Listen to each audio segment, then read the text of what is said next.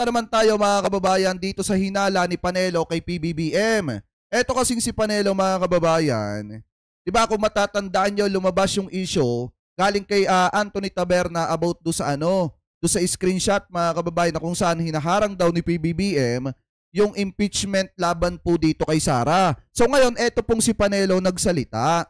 Sabi nitong si Panelo, eto yung kutob ni Panelo or hinala nitong si Panelo. Naniniwala si dating Chief Presidential Legal Counsel, Salvador Panelo, na mai-impeach pa rin si Vice President Sara Duterte sa kabila ng pagtutol dito ni Presidente Bongbong Marcos. O yan na, mismong kay Panelo na lang galing. Naniniwala siya na si Sara Duterte ay mai-impeach pa rin. Kaya nga mga kababayan, yung sinasabi ng mga didishit na malabong ma-impeach, huwag kayo maniwala doon. Kasi unang-una, eto nang si Panelo nagsasabi, yung hinala niya mai-impeach. Kasi sa tingin niya mga kababayan, impeachable talaga yung mga kasalanan nitong si Sara. Talagang malaki ang posibilidad na ma-impeach po siya. Huwag kayong magpapapaniwala mga kababayan sa katulad ni na Samuel Martires, sa katulad nung iba pa na mga pro-DD-shit. Dito, eto tingnan nyo, may impeach talaga siya. Kasi nga mga kababayan, determinado ang bayan muna, determinado ang Makabayan Bloc na magsampa ng impeachment complaint laban po kay Sara. Ano po, so sabi pa dito mga kababayan, basahin pa natin.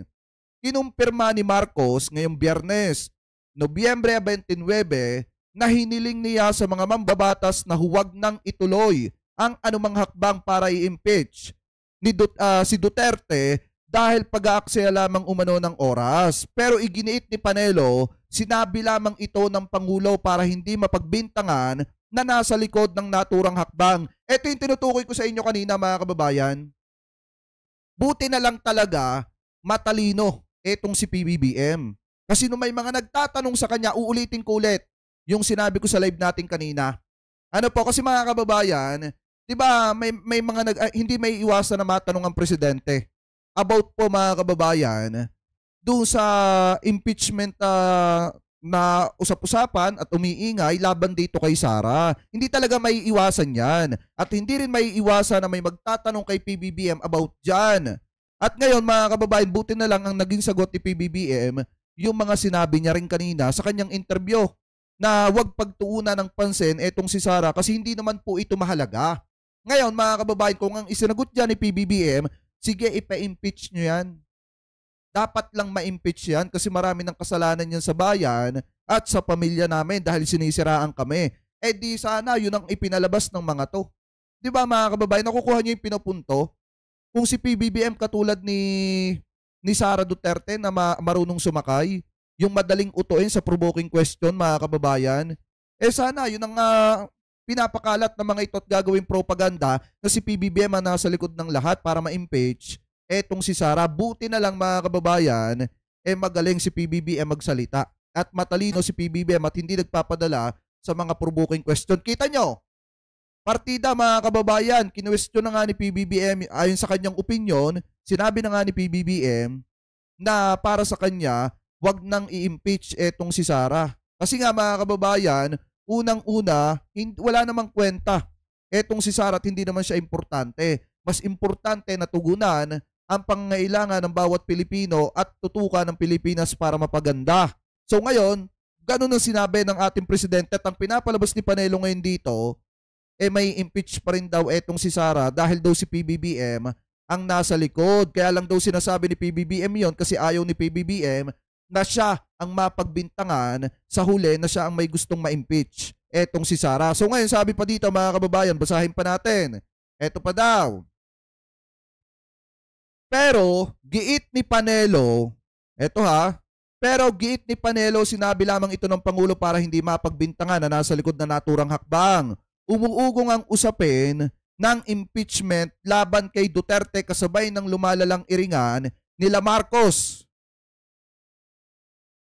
Nila Marcos at sa gitna ng investigasyon ng Kamara sa umano'y maanumalyang paggastos niya sa daan-daang milyong confidential funds ng mga hinawakan niyang ahensya. Mga kababayan, so ngayon, yan yung hinala nitong si Panelo, mga kababayan, dito po sa mga sinasabi nitong si PBBM. Ngayon mga kababayan, ito, pakinggan naman natin, kung makikita ninyo, pakinggan naman natin yung naging sagot ni PBBM doon sa panghihikayat nitong si Duterte mga kababayan na magbitaw ng suporta sa kanya ang ating mga kasundalahan, ang ating mga militar, mga kababayan, dahil nga daw sa adik etong si PBBM. So ngayon, pakinggan natin ito, nakita nating video mga kababayan dito sa The Manila Times. Sila po ang nag-post nito, kanila po ito, hindi po ito atin, gagawan lamang po natin ng reaction video na kung saan mga kababayan sabi po dito, Marcos to troops, don't be distracted by the political noise. Ibig sabihin, huwag magpadala yung ating mga kasundaluhan sa ingay ng politika mga kababayan at mag-focus labang sa kanilang mandato at sa kanilang trabaho. So ngayon, bago tayo pumunta dito mga kababayan, comment below na lamang po kung ano po masasabi nyo hingil po dito sa hinala nitong si Panelo dito po mga kababayan sa pagharang daw ni PBBM sa impeachment complaint laban dito kay Sara. Punta na po tayo dito sa balitang ito, i-play na po natin.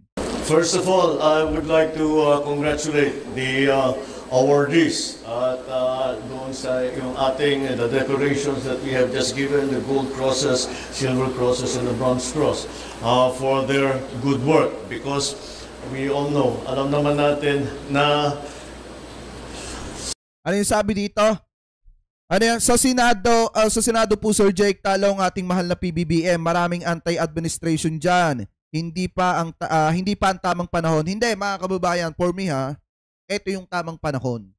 Ano po, para ipa-impeach etong si Sara. Hindi ako naniniwala mga kababayan na yung mga pro Duterte dyan, magiging pro Duterte hanggang huli. Tandaan po nila, re-electionist po sila.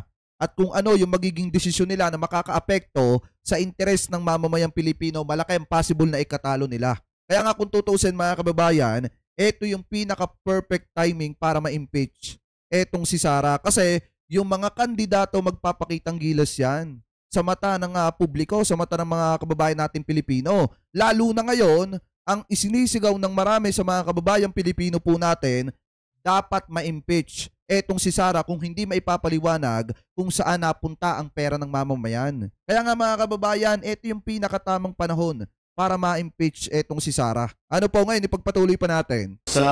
Siguro sa buhay natin, di pa tayo nakakita, kagaya na nangyari sa atin sa nakarang ilang linggo, na 6 na bagyo ang dumaan sa atin sa 23 araw. 23 days, 6 na bagyo. Mabuti naman kung yung mga signal number 1 lang. Pero hindi. Ang talagang ang nangyari, dahil sa climate change, I'm sure naririnig naman ninyo lahat yan. And itong... Sabi dito, marami sa mga politician ang silent supporter nila. Alay, ng mga Duterte. Kung sa mga Duterte, di ako naniniwala doon. Mga kababayan, tandaan nyo, yung mga re-electionist ngayon, magpapakitang gilas yan. Tandaan nyo yan mga kababayan. Kasi ngayon, mainit yung usapin na to Mainit yung usapin about do sa impeachment nitong si Sara. At kung sino mga kababayan, yung mga susuporta na ma-impeach etong si Sara, yan din yung susuportahan ng sambayan ng Pilipino. Kasi makikita ng mamamayan na pinapahalagahan ng mga kongresista, mga senador, yung pinaghirapan ng taong bayan. Means, yung pera ng mamamayan. Ano po, kasi nga, ang agenda dito, mga kababayan, na pinag-uusapan, agenda ng taong bayan Saan mo dinala ang pera namin? Saan napunta? Bakit naubos mo ng 11 days? Yan kasi ang tanong ng mamamayan na hindi pa nasasagot ng ayos ng ating Vice Presidente. At yan ay sasamantalahin mga kababayan ng mga re-electionist na mga politician. Ano po, talagang yung sinasabi yung solid Duterte sa Senado, di ako naniniwala dyan. Mga kababayan, may mga re-electionist dyan na kailangan ng boto at suporta ng tao. Lalo na, mga kababayan, ng mga Marcos loyalists. Ano po, so ngayon ipagpatuloy pa natin. Nangyari. Kaya't ang performance ng SOLCOM, both in the AFP and of course our police first responders, lahat kayo, ay marami kayong, kaya't ipagmamalaki natin compared sa ibang lugar. At ito sinasabi ko, yung mga mayayaman ng bansa, kagaya ng Amerika, kagaya ng nasa Europa, mas maganda ang performance natin. And when it comes to minimizing casualties at ang response, tayo ngayon sa Pilipinas ang kinikilala na kabisado, alam na alam ang gagawin kapag may dumating na disaster na ganyan. Unfortunately, we have too much experience, kaya na tayo natuto. But I'm glad that we are performing. That recognition is because of your good work that you have done. So congratulations for that fine performance, and please keep it up. Ito yung maganda dito kay PBBM talaga. Sa totoo lang mga kababayan, pamula nung naupo siya, ito yung isa sa napapansin ko dito. Ano po, kasi mga kababayan, hindi siya marunong mang-angkin ng trabaho. Lagi niyang ikinikredit mga kababayan sa taong bayan, lalo na sa ating iba't ibang sangay ng ating gobyerno. Hindi niya sinasabi na siya lang ang may gawa. Hindi niya sinasabi mga kababayan na pinaghirapan niya to. Hindi ganon. Ano po, kumbaga, kita nyo, kinikredit niya dun sa mga tao. Ano po ngayon, ipagpatuloy pa natin. I just had a briefing from your commander, General Palafox, on the general situation in the area of operation of the SOLCOM. And ang pinakamalaking pagbabago na nakikita natin ay ngayon ang SOLCOM, kasama na sa trabaho ng SOLCOM ay ang territorial defense. At again, nakakatiyak naman ako na nababalitaan ninyo ang mga pangyayari at parang pabigat ng pabigat ang nagiging hamon sa atin. Kaya kailangan natin, ang trabaho natin ay ipagpatuloy na maging mapayapa ang ating mga isla, ang ating mga sovereign territory, sa maritime territory. And now that has become part of the mission of the Southern Luzon Command. Whereas before, it was only with the internal threats that we were having to deal with. But now, because of the good work that you have been doing, dahil nakikita naman natin very clearly na malaki ang progress na nangyayari. Marami sa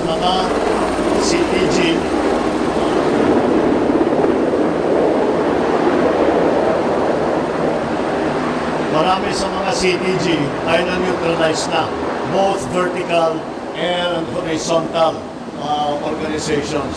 Kaya sana patuloy ang inyong success rate dahil so far magandang performance, at iniisip na ngayon natin how do we transition the SOLCOM so that you can use more resources for the territorial security aspect of your new mission. But the way we will do that is that kailangan we have to bring the level of activity by the communist terrorist groups. We have to bring down that level of activity to the point where it is possible for the AFP to hand over the duties of the internal threat, because it is now a law enforcement operation. So, maliwanag naman, hindi law enforcement operation ang ginagawa ng AFP, but kung minsan, ganun na nangyayari because we have to adjust to the circumstances. But technically, if we can move that along, kaya meron tayong schedule para sana masabi natin yung mga area na tinitingnan pa natin that masasabi na insurgency free na at mababawasan na ang load sa ating mga sundalo at may lilipat na sa duties ng PNP. Kaya the reason that we arrived at this point is because, as I said, maganda yung inyong success rate sa pag-dismantle, sa pag-neutralize sa mga personalities, sa pag-dismantle ng communist terrorist organizations, lahat ng mga grupo.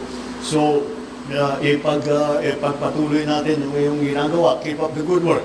And we will get to that point where we can say that we can already transition fully or at least the majority of our resources can transition already to the defense of our territory. But altogether, I was surprised when I was looking at my schedule that I am always here in Southern Luzon. So in the past few, unfortunately because of the typhoon, yan sayang sana mas magandang dahilan, pero kaya't nandyan. Ngunit hindi pa ako nakarating sa Camp Nakar. And I said, so now I insisted to come with here so that I can meet with the personnel, the officers, the men and women of all those who are stationed here. So I'm very happy to be able to see this, and I'm even happier to be able to note that your successes, maganda ang inyong performance sa inyong trabaho. Keep up the good work. And we in the civilian government are completely behind you. Huwag kayong nalililang sa mga nangyayari. Let's stay focused. Pare-pareho tayo. Ako, ganun ang kanilang isip. Pagka maraming maingay na nangyayari, iniisip ko lagi, ano ba talaga trabaho ko? Trabaho ko ba yung makipag-away dyan? Trabaho ko ba makapag-debate dyan sa mga walang kwentang bagay? Tapos, mga kababayan, sino yung tinutukoy dyan? Yung mga walang kwentang bagay. Yun yung umaatake sa presidente. Yun yung tumitira kay PBBM. Yun yung nanghihikayat sa mga kasundaluhan, sa mga militar na magbitaw ng pagsuporta kay PBBM dahil daw sa adik ang presidente. Eto mga kababayan yung katuwiran ni PBBM. Kaysa nga naman makipag-away pa ako, bakit ko sila papansinin? Di magtatrabaho na lang ako para sa Pilipinas. Kasi kaya naman siya niluklok ng mamamayan para paglingkuran ng taong bayan at saka ang Republika ng Pilipinas, ang bansa, mga kababayan. So kung papansinin niya, eto mga patutsada sa kanya ni Sara, kung papansinin niya pati itong tatay ni Sara, walang mangyayari, hindi uusad ang Pilipinas dahil madaling nagpapadala sa galit, mga kababayan, ang presidente. Pero dahil nga sa mahaba ang pasyensya ni PBBM at edukado, etong si PBBM, hindi niya pinapatulan yung mga walang kakwenta-kwenta, mga kababayan, na mga salita galing doon sa mga tao na walang pinag-aralan. Ano po, so ngayon, ipagpatuloy pa natin. Hindi. Ang trabaho ko, pagandahin ang Pilipinas. Kayo naman, may mission din kayo. Kaya, huwag ninyo, pagka medyo naguguluhan kayo, isipin lang ninyo, alalahanin ninyo, what is my mission? What is my mission? Your mission is to defend the people and the Republic of the people of the Republic of the Philippines and the state of the Republic of the Philippines. Yes, hindi defend Duterte. Tandaan niyo po yan, mga kababayan, especially doon sa ating mga militar. Lagi po nating isipin yung inyong mandato. Lagi po nating isipin na kaya po kayo naandya dyan para depensahan ng Republika ng Pilipinas, ang ating bansa, para depensahan ang mamamayang Pilipino, hindi para depensahan ang mga Duterte. Kaya nga mga kababayan, sa totoo lang, natatawa ako dun sa mga gumagamit ng salita nitong si Duterte na mga naka-uniforme na nagpapakita ng kanilang emosyon, mga kababayan, at nagpapakita ng kanilang pakiramdam dun sa mga nangyayaring awayan ngayon. Di ba mga kababayan, unang-una, kaya sila naging sundalo kasi nga mga kababayan, gusto nilang paglingkuran ang Republika ng Pilipinas, gusto nilang ipaglaban ang bansang Pilipinas at hindi depensahan yung isang tao lang. Kaya nga, eto tama yung sinasabi dito ni PBBM, dapat focus lang sa mandato at dapat focus lang sa pagprotekta ng Republika ng Pilipinas. Tandaan po natin, lagi ko naman itong sinasabi, wag na wag tayo magpapauto doon sa mga drama at mga paawa ng mga pro-China. Kasi gagawin talaga nila yan, mga kababayan, sa totoo lang, gagawin nila yan para mapabagsak si PBBM, at kapag napabagsak nila si PBBM, automatic, mga kababayan, automatic sila ang magkakaroon ng kapangyarihan. Makukuha nila ang pwesto ng pagiging presidente dahil si Sara ang papalit. At pag naging presidente, etong si Sara, asahan nyo na, mga kababayan, na ang bansang Pilipinas ay magiging probinsya ng China.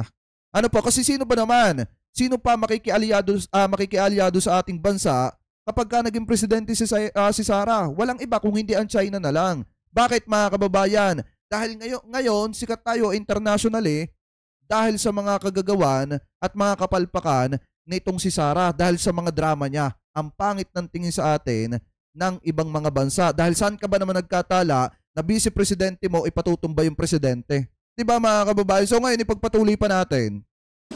The people and the Republic of the people of the Republic of the Philippines and the state of the Republic of the Philippines. Basta't maliwanag sa pag-iisip natin, we have the same vision. Sabi dito, pwede po ba magpa-hair follicle etong si pwede po ba magpa-hair follicle test si PBBM?